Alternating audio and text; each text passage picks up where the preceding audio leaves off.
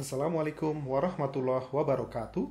Pada sesi yang kedua ini, kita akan membahas tentang salah satu teori yang sangat penting di ergonomika kognitif yang biasa disebut sebagai The Human Information Processing Theory beserta salah satu aspeknya yaitu sensation. Check this out.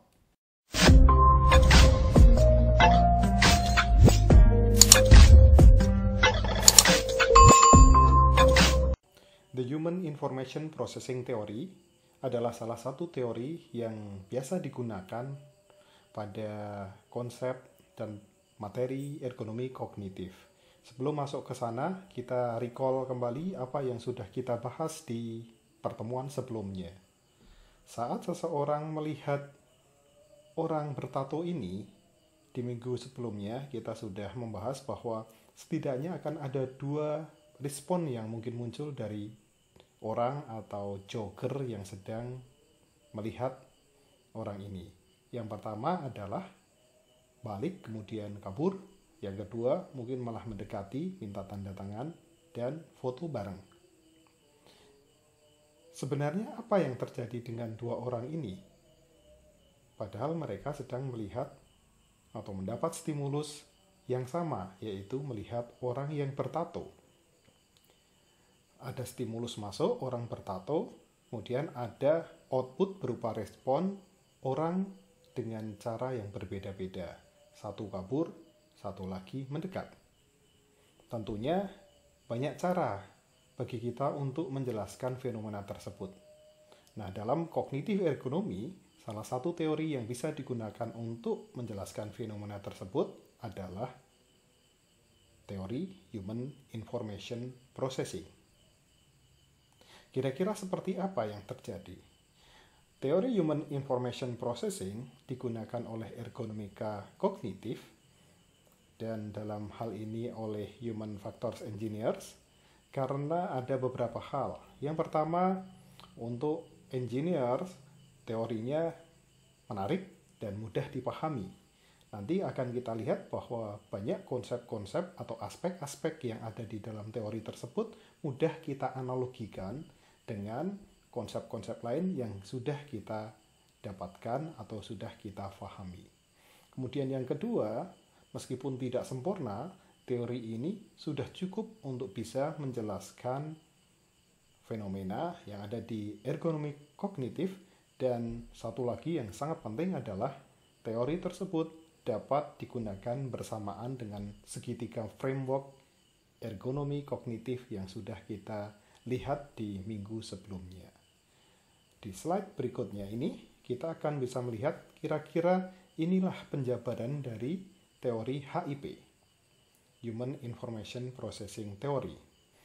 Menurut teori ini, saat seseorang melihat, ini contohnya, melihat artinya mendapat stimulus atau mendapat informasi dari dunia luar, dari sebelah kiri ini, maka sadar atau tidak sadar akan terjadi sebuah proses yang utamanya terjadi di dalam otak dia.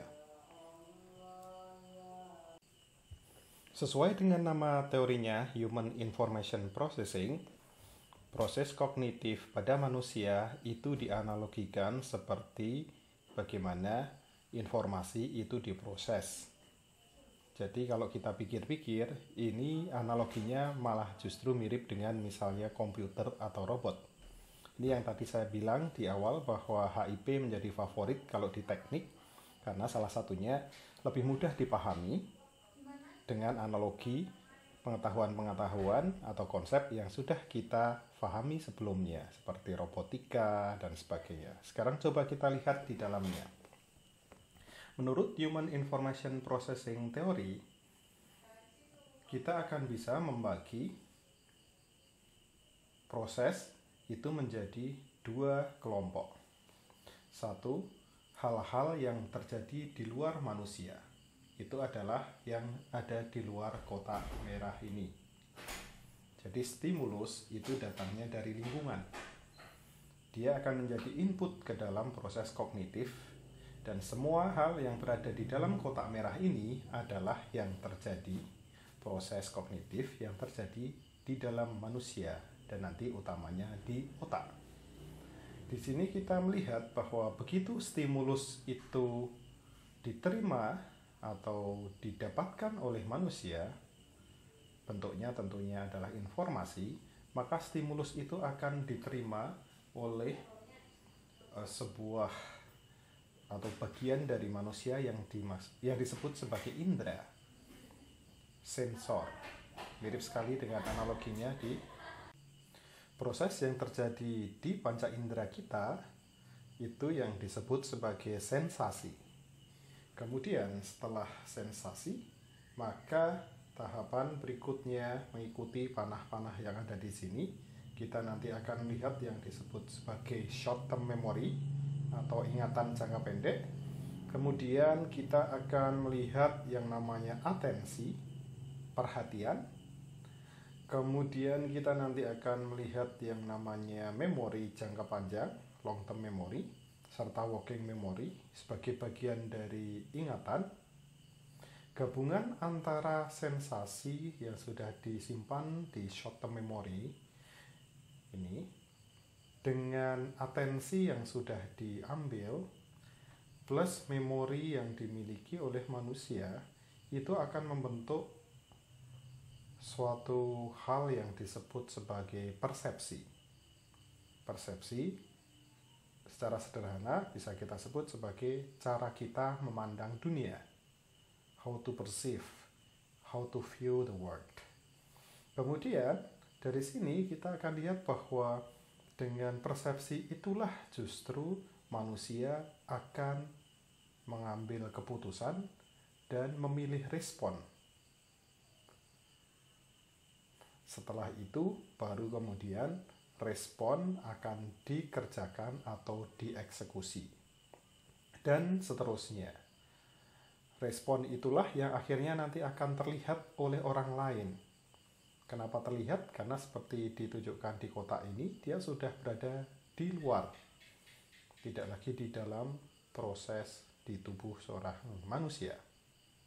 Sehingga dengan konsep HIP ini, kita akhirnya bisa menjelaskan apa yang terjadi dengan jogger yang begitu melihat stimulus kemudian kabur, sementara jogger yang lain begitu melihat stimulus dia justru minta tanda tangan. Sekarang coba kita lihat.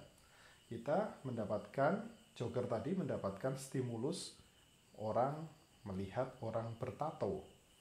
Sensasi adalah proses dalam kasus ini.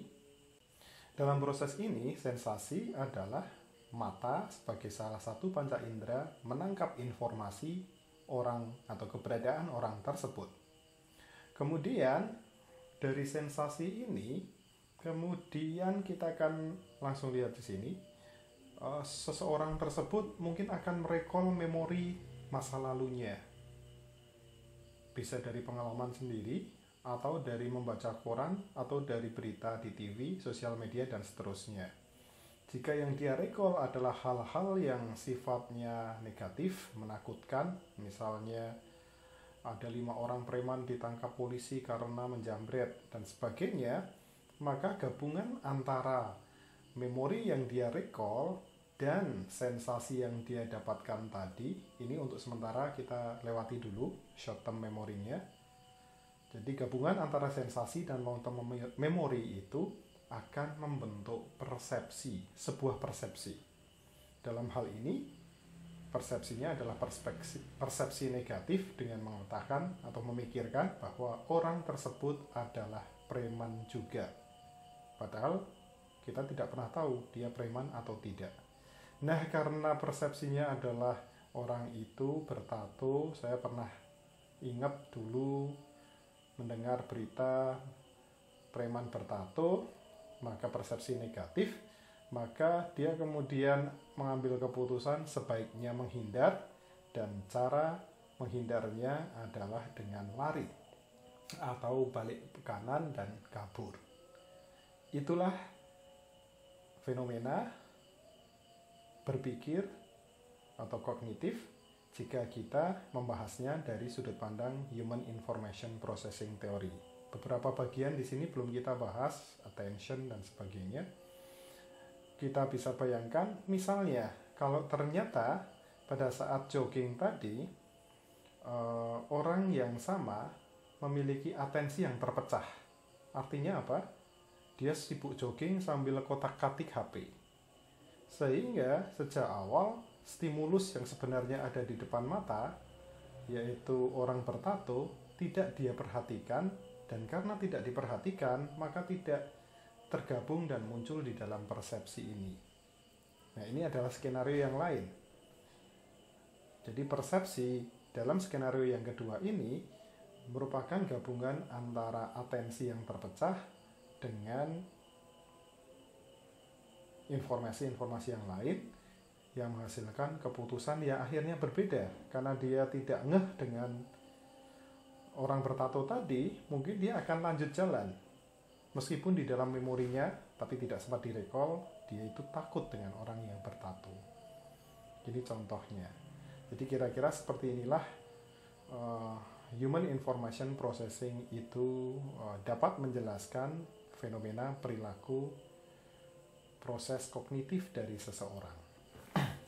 Nah, dengan teori HIP yang lumayan sederhana ini, kita sebut sederhana karena segitu banyak analogi yang bisa kita gunakan. Sensation itu sensor misalnya analoginya.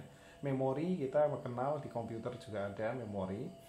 Attention kita juga bisa melihat nanti di robotics misalnya. Decision juga. Jadi sangat simple untuk digunakan. Dia juga cukup powerful karena pada akhirnya setiap kotak yang ada di sini kita sebut aspek ya atau elemen ini bisa kita kaitkan dengan segitiga ergonomika yang kita miliki kemarin. Buat yang lupa silahkan balik ke minggu sebelumnya, lihat catatannya. Kita di sana punya segitiga seperti ini, di mana di satu sisi adalah human capability gitu ya, dan limitation. Di sini adalah task atau job. Karena kita bicara ergonomi kognitif, berarti task atau jobnya adalah kognitif task atau kognitif job. Kemudian di sini adalah intervensi. Nah, terus apa hubungannya antara HIP dengan segitiga tadi? Hubungannya ada pada bagian sini. Bicara tentang human capability dan limitation. Sesudah kita nanti selesai membicarakan HIP ini, kita akan mulai masuk ke aspek-aspek atau elemen-elemen proses kognitif ini, dan kita selalu bisa membahasnya dengan segitiga ini. Sebagai contoh, waktu kita bicara tentang sensasi, kita nanti akan bisa memahami konsepnya terlebih dahulu, kemudian secara cepat bisa segera masuk pada bagian human capability dan human limitation untuk proses sensasi. Nah, begitu. Nah, kalau kita bisa mengenal capability dan limitation dari manusia pada proses sensasi, maka kita nanti akan bisa mengecek apakah cocok karakteristik manusia tadi cocok dengan karakteristik tugasnya. Jika tidak cocok, maka akhirnya kita akan bisa mempropose intervensinya. Hal yang sama juga akan kita bisa lihat di memori. Pada saat kita membahas nanti di minggu-minggu berikutnya tentang proses bagaimana memori itu disimpan, bagaimana dia bisa di-recall, bagaimana memori itu bisa hilang. Hal ihwal itu tentu akan bisa kita kaitkan dengan human cognitive capability dan limitation, wabil khususnya tentang memori. Sehingga kalau kita bisa pahami karakteristik manusia dari sisi memori, kelebihan dan kelemahannya, kita selalu akan bisa membandingkannya atau melihatnya dari perspektif tugas dan task atau jobnya. Kalau terjadi ketidaksesuaian, kita bisa memunculkan intervensinya. Demikian terus. Jadi mulai minggu ini dan minggu-minggu berikutnya sampai UTS, kita akan membedah satu demi satu elemen-elemen yang di sini untuk mencoba melihat apa konsepnya, sensasi dan sebagainya. Kemudian kita lihat capability dan limitation-nya, dan kita akan melihat dari perspektif ergonomi kognitif bagaimana kesesuaian itu bisa dicapai dengan cara memberikan intervensi yang tepat. Oke, untuk menutup sesi pertama ini, pada minggu kedua ini, silahkan nanti Anda bisa mendiskusikan dengan kelompok Anda atau teman Anda satu kelas. Cari sebuah case tadi, socio-technical system, dan kemudian jelaskan kasus tersebut dengan teori Human Information Processing. Saya tadi sudah memberikan contoh bagaimana seseorang jogger itu akan memproses kognisinya saat melihat seorang bertato. Ini case-nya belum sosio-technical, masih sosio saja. Nanti Anda bisa mencari contoh misalnya satu role atau satu peran atau satu pekerjaan, misalnya pemadam kebakaran yang kemarin, atau pilot, atau dokter, atau engineer yang sedang bekerja di lapangan, atau apapun yang mereka sedang berinteraksi dengan teknologi, dan kemudian ambil satu case khusus untuk bisa dijabarkan dengan menggunakan teori Human Information Processing. Terima kasih.